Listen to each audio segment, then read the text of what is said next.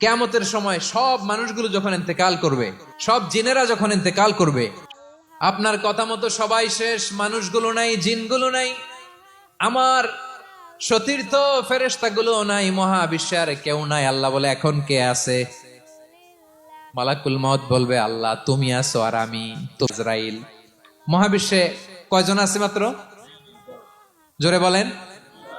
এক হচ্ছেন ইয়া মালাকাল মউত, হে মৃত্যুর ফেরেশতা তুমি মরো।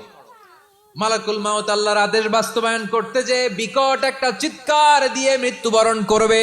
ওই চিৎকার দুনিয়ার মানুষেরা, চিৎকারের আওয়াজ যদি দুনিয়ার মানুষেরা শুনতে পেত, মাউত তো বিদায় নিবে, কেউ নাই। এবার বলেন তো, মহাবিশ্বে মহাশূন্য, কেউ নাই। উপরে নিচে সামনে পেছনে ডানে বায়ে কোন সত্তা, কোন জীবিত সত্তার আছে? একজন ছাড়া, তিনি কে?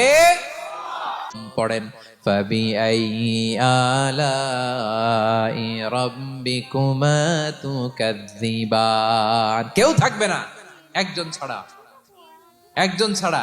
এই ড্রোন দেখে হাত নাড়ালে হবে? এবার আল্লাহ ডেকে বলবেন, লিমানিল মুলকুল ইয়াউম, লিমানিল মুলকুল ইয়াউম।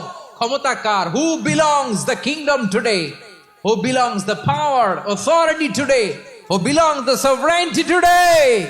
আজকে ক্ষমতা কার? এত ব্লাডশেড, আজকে বলো তো ক্ষমতা কার? কার ক্ষমতা? মহাশূন্যে কোনো আওয়াজ নাই, শুধু আমার রবই বলবেন, লিমানিল মুলকুল ইয়াউম। আজকে ক্ষমতা কার? একচ্ছত্র অধিপতি, ক্ষমতার মালিক আল্লাহ ছাড়া কারোর জন্য কোনো ক্ষমতা নাই। চিল্লায় বলেন ঠিক কি না?